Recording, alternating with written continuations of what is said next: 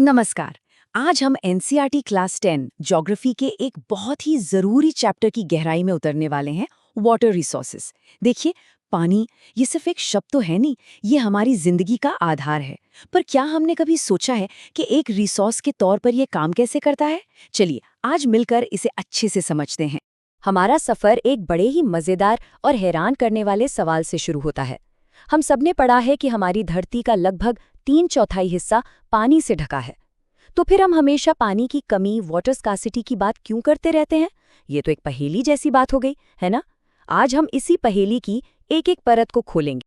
तो आज के इस सफर में हम क्या क्या देखने वाले हैं? सबसे पहले पानी के इसी पैराडॉक्स को समझेंगे। फिर जानेंगे कि पानी की कमी आखिर क्यों और कैसे होती है। उसके बाद हम डैम्स पर बात करेंगे और फिर इन बड़े प्रोजेक्ट से जुड़ी प्रॉब्लम्स को भी देखेंगे। और आखिर में हम रेन वाटर हार्वेस्टिंग जैसे शानदार तरीकों पर भी गौर करेंगे। तो चलिए शुरू करते हैं पहले हिस्से से, पानी का पैराडॉक्स। अब देखिए, प्रकृति का एक बड़ा ही शानदार सिस्टम है जिसे हम कहते हैं हाइड्रोलॉजिकल साइकिल। सीधे शब्दों में कहें तो ये एक ऐसा प्रोसेस है जिससे पानी लगातार रिन्यू और रिचार्ज होता रहता है, और इसी वजह से हम पानी को एक रिन्यूएबल रिसोर्स कहते हैं। तो सवाल फिर से वही आकर खड़ा हो जाता है कि अगर पानी खुद ब खुद नया होता रहता है तो फिर इसकी कमी होती ही क्यों है? चलिए अब इस सवाल का जवाब ढूंढते हैं हमारे दूसरे हिस्से में, वाटर स्कार्सिटी यानी जल की कमी।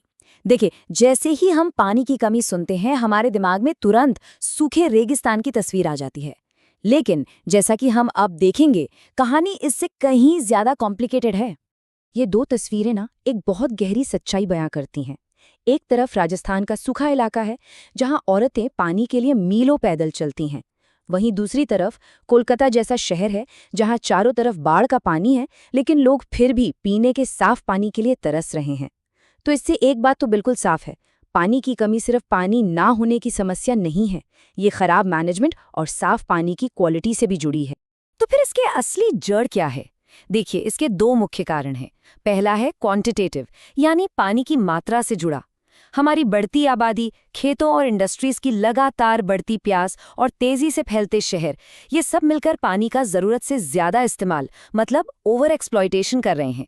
और दूसरा कारण है क्वालिटेटिव, यानी पानी की क्वालिटी का गिरना। हमारे घरों और फैक्ट्रियों से निकलने वाला गंदा पानी, खेती में इस्तेमाल होने वाले केमिकल्स और पेस्टिसाइड्स, ये सब हमारे साफ पानी के सोर्स को जहरीला बना रहे हैं।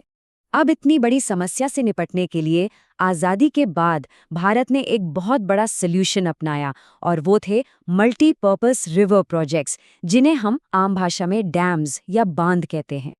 लेकिन एक मजे की बात बताऊं, बड़े बड़े वाटर प्रोजेक्ट्स बनाना हमारे लिए कोई नई बात नहीं है। भारत में तो इसका हजारों साल पुराना इतिहास रहा है। पहली सदी के श्रृंगवेरपुर से लेकर मौर्य काल के डैम्स और झीलों तक, और फिर 11वीं सदी की भोपाल लेक से लेकर 14वीं सदी के हौज खास टैंक तक, ये सब दिखाता है कि पानी को मैनेज करने की समझ और टेक्नोलॉजी हमारे पूर्वजों के पास भी जबरदस्त थी। तो फिर आज के मॉडर्न डैम्स क्या हैं?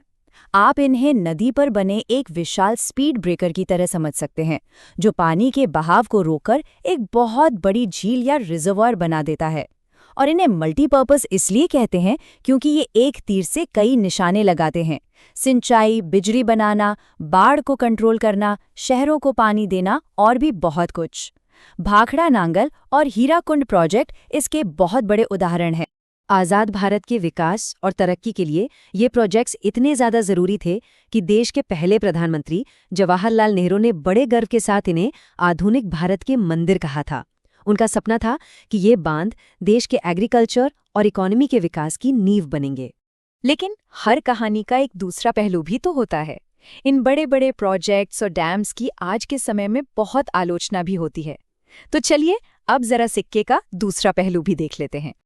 तो आइए इन डैम्स के फायदों और नुकसानों को एक साथ रखकर देखते हैं। एक तरफ ये सिंचाई, बिजली, बाढ़ नियंत्रण और पानी की सप्लाई जैसे जबरदस्त फायदे देते हैं, लेकिन दूसरी तरफ इनके नुकसान भी उतने ही बड़े हैं। ये नदियों के नेचुरल फ्लो को बिगाड़ देते हैं, जिससे पानी में रहने वाले जीव जंतुओं का जीवन खतरे में पड़ जाता है। इन्हें बनाने के लिए बड़े बड़े जंगल और गांव पानी में डूब जाते हैं। लाखों लोगों को अपना घर-बार छोड़ना पड़ता है। इतना ही नहीं, कुछ एक्सपर्ट्स का मानना है कि इनसे भूकंप और बीमारियों का खतरा भी बढ़ सकता है। और एक और बहुत बड़ी समस्या है राज्यों के बीच पानी को लेकर होने वाले झगड़े। जब एक ही नदी कई राज्यों से होकर गुजरती है तो उसके पानी के बंटवारे को लेकर अक्सर एक खींचतान सी बन जाती है। कृष्णा गोदावरी विवाद इसका एक बहुत बड़ा उदाहरण है, जहां कोयना डैम को लेकर महाराष्ट्र, कर्नाटक और आंध्र प्रदेश के बीच काफी तनाव पैदा हुआ। मतलब जो पानी विकास का साधन होना चाहिए था वही झगड़े की वजह बन जाता है। तो अब सवाल उठता है कि अगर बड़े डैम्स के इतने सारे नुकसान हैं तो फिर इसका विकल्प क्या है? इसका जवाब हमें मिलता है हमारी सदियों पुरानी समझ में, यानी रेन वाटर हार्वेस्टिंग, जिसे हम वर्षा जल संचयन भी कहते हैं। भारत की सबसे बड़ी खूबसूरती यही है कि यहाँ हर इलाके ने अपनी ज़रूरत और अपनी ज्योग्राफी के हिसाब से पानी बचाने के बड़े ही अनोखे तरीके विकसित किए हैं।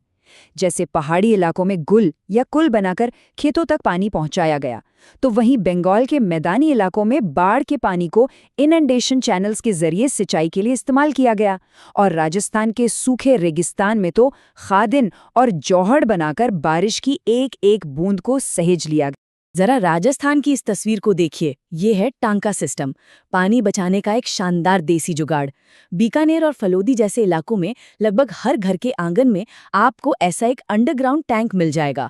होता क्या है कि घर की छत पर गिरने वाला बारिश का पानी सीधा पाइप से इस टैंक में जमा हो जाता है, और इस मीठे पानी को वहाँ के लोग पालर पानी कहते हैं, जिसे कुदरती पानी का सबसे शुद्ध रूप माना जाता है। अब चलते हैं देश के उत्तर पूर्वी कोने में मेघालय। यहाँ की इंजीनियरिंग देखकर तो आप हैरान ही रह जाएंगे। ये है 200 साल पुरानी बैम्बू ड्रिप इरिगेशन सिस्टम। सोचिए जरा, बांस के पाइप्स का एक पूरा नेटवर्क बिछाकर झरनों के पानी को सैकड़ों मीटर दूर तक ले जाया जाता है और फिर पौधों की जड़ों तक सीधा बूंद बूंद करके पहुंचाया जाता है। मतलब पानी की एक बूंद भी बर्बाद नहीं होती। इस क्लोजअप तस्वीर में आप देख सकते हैं कि कैसे बांस के अलग अलग टुकड़ों को जोड़कर ये पूरा सिस्टम बनाया गया है। ये लोकल रिसोर्सेज और ट्रेडिशनल नॉलेज का एक बेहतरीन संगम है। और ऐसा मत सोचिए कि ये पुराने तरीके आज काम नहीं करते, बिल्कुल करते हैं। कर्नाटक के गेंडाथुर गांव को ही ले लीजिए।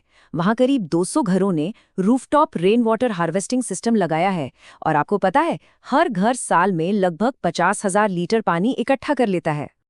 और ये ट्रेडिशनल मेथड्स आज भी उतने ही रेलेवेंट है। इसका सबसे बड़ा सबूत ये है कि तमिलनाडु भारत का पहला ऐसा राज्य बन गया है जिसने हर घर के लिए रूफटॉप रेन वाटर हार्वेस्टिंग को कानूनन जरूरी, मतलब कंपल्सरी कर दिया है। ये दिखाता है कि कैसे पुरानी समझ को मॉडर्न पॉलिसीज में बदलकर बड़े बदलाव लाए जा सकते हैं। तो चलिए फटाफट से इस पूरे चैप्टर के मेन पॉइंट्स को एक बार दोहरा लेते हैं। नंबर 1, पानी एक रिन्यूएबल रिसोर्स है, लेकिन इसकी कमी एक हकीकत है। नंबर 2, इस कमी की वजह है ओवर एक्सप्लॉयटेशन, पोल्यूशन और अनइक्वल एक्सेस। नंबर 3, बड़े बांध एक सल्यूशन के तौर पर बनाए गए, पर वो अपने साथ नई समस्याएं भी ले आए। नंबर 4, रेन वाटर हार्वेस्टिंग एक बेहतर और सस्टेनेबल विकल्प है। और नंबर 5, हमारे पुराने पारंपरिक तरीके आज भी बहुत कारगर हैं। और अब आखिर में एक सवाल छोड़कर जा रहा हूं जिस पर हम सबको सोचना चाहिए। भविष्य में पानी की चुनौतियों से निपटने के लिए हमें नई नई टेक्नोलॉजी की तरफ देखना चाहिए, या फिर अपनी सदियों पुरानी समझ और बुद्धिमानी की ओर लौटना चाहिए? या शायद असली जवाब इन दोनों के सही बैलेंस में ही छिपा है। इस पर जरूर सोचिएगा।